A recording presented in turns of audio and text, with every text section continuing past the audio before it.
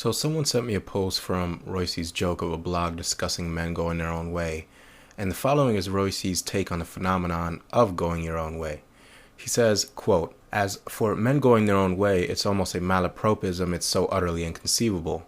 It is, not to put too fine a point on it, a big load of sour grapes in the nominal MRA movement.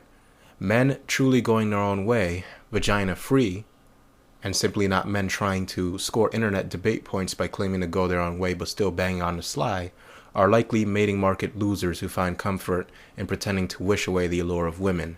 No one's buying it, just as no one buys the claptrap by fat feminists insisting that fat women are lusted after by winner men, and only social conditioning prevents these men from dating all the grotesque and ill-mannered fatties that they really desire." End quote. Has nobody told these PUA retards how utterly insignificant they are?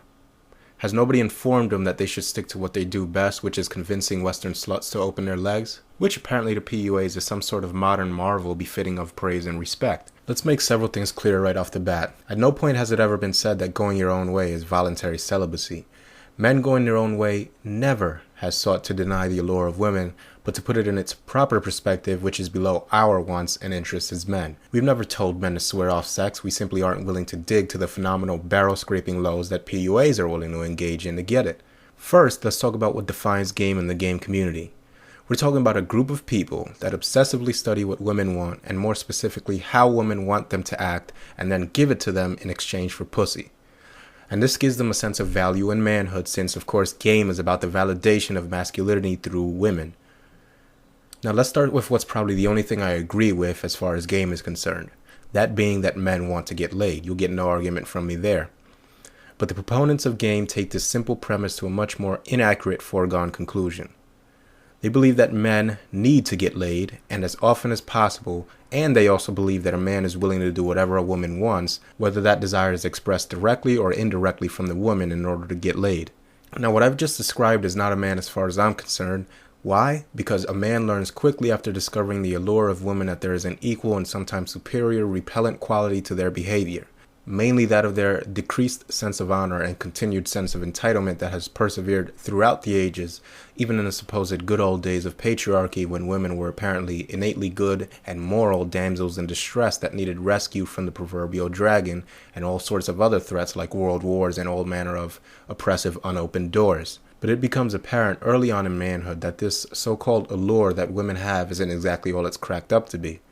And it also becomes apparent that there exist opportunities outside of that which can be provided to you by the allure of women that are just as and oftentimes more satisfying and fulfilling to men. In other words, there are unique male pursuits and interests that do not involve women that are worthy of your time and effort. Things such as scientific and philosophical pursuits that have their own allure in and of themselves. Which compels me to bring up the singular truth that is never discussed by Roissy or any of the proponents of game. That is that many men crave the allure of freedom more than the allure of pussy, possibly in much higher numbers than we even know about. When confronted with a choice between either freedom or pussy, I and other men going their own way will choose freedom every time, and the illusion that you can exist as a pussy-chasing female sycophant vaulting through endless hoops in hopes of satisfying cravings which most women don't even know they want, and have even a modicum of freedom while doing so is simply false. Game amounts to a flowchart of assorted cheap tricks to help you navigate through the maze of female sexual psychology. What does this mean? It means you are in a loop, a holding pattern in which your masculinity is pegged to the unconscious female desire. This is by its very nature stifling and opposed to freedom and opposed to the concept of men coming to terms with their masculinity according to their own interests. What came first? The alpha male or the woman that PUAs want desperately to recognize them as alpha males? The answer to the question should be who the hell cares? We left high school a long time ago. Since being knighted an alpha male by Western whores is the pinnacle of game aspiration, it's understandable that they would affix such value to this female adjudicated status symbol, but for the rest of us, reality beckons, and you see the reality has a very annoying habit of frustrating unnecessary and unimportant courtship of your legal superiors and oppressors under Western law. Here is the reality of the situation, a reality which you won't see uttered in any Roissy blog post or any other ridiculous PUA forum. The following is very real and tangible evidence, not of men going their own way, wishing away the allure of women, but of legal and institutionalized reasons to both ignore and even suppress your need for the allure of women. First reason, there's a tiny little crime of omission according to game theorists centering around the phenomenon of false rape accusations here in the West. Females here in the West have repeatedly demonstrated their ability to accuse men of rape to escape the detection of infidelity, and even for trivial feminine needs like garnering sympathy from peers, as the Heidi Jones example demonstrated. What's even more important is that when these females are caught doing this, there are no repercussions other than a legal wrist slap. Since game amounts to nothing more than a series of tricks centered around exploiting female psychology for the purposes of sex, and since game encourages doing this with as many women as possible, what are the chances that maybe you might come across a situation where one of these women post one-night stand decides to falsely finger you as a rapist to alleviate her buyer's remorse?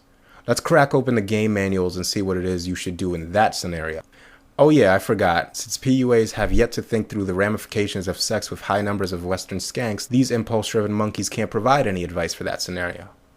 What's that you say? False rape accusations. Wow, you're such a beta. That's not how an alpha talks, bro. Second, we all know that women seek their meal ticket through men via child support. We all know that government enforces this. Game encourages men to sleep with women, preferably as many as possible.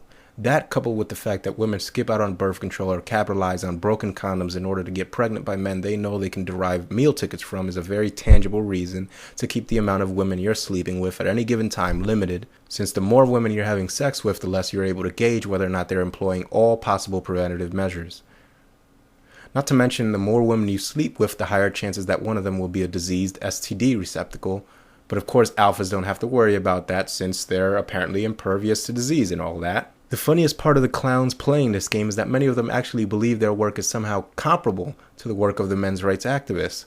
As if chasing the diseased crotch of American whores is a worthy endeavor when compared with combating false rape and domestic violence accusations or divorce law.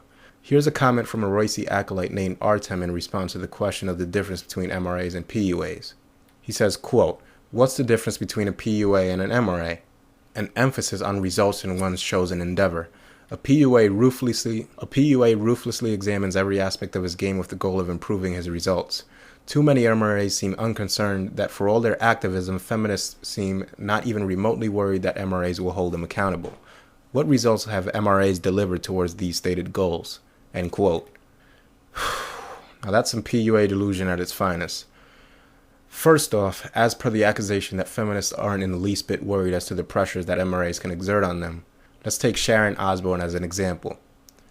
Here we have a woman who expressed joy at the mutilation of a man for no other reason than the fact that she hates men. A few days later, she was forced to grudgingly give an apology, and now there's even talk of her leaving the show. Now, can I irrefutably prove that MRAs caused this? No, I can't. But if not, then who did? Are we to believe that she apologized to ease her own virulently misandric conscience? No, some external force made her do this, and it sure wasn't any supplicating pussy-obsessed PUAs.